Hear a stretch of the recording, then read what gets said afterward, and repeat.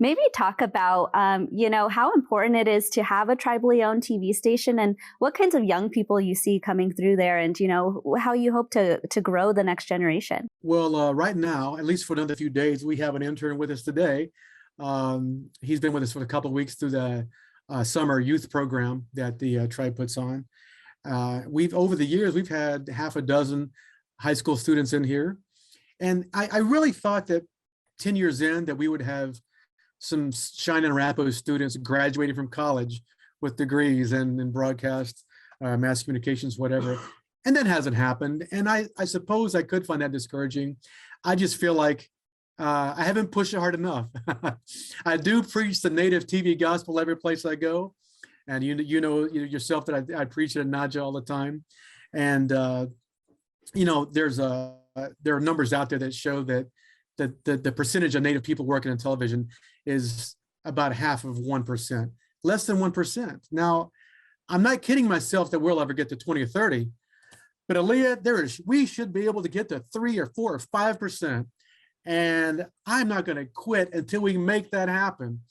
I just think that if as Native people, if we are not there to advocate for our stories, then those stories don't get told. And if they don't get told, people don't understand and don't care. Not that they don't care, but they didn't know the story was there to be cared about. And when they do, things change. Darren, maybe talk about all of the fields that people can go into television. I mean, I have the job of being the anchor. I get to ask the questions, but of course there's producers, there's people in the studio. Maybe talk about the many ways in which you can contribute to being an Indigenous person working in the television industry. Yeah, we get a lot of, I have the opportunity here. I'm very fortunate I get to speak to a lot of Native kids in high school and in college and career days and stuff.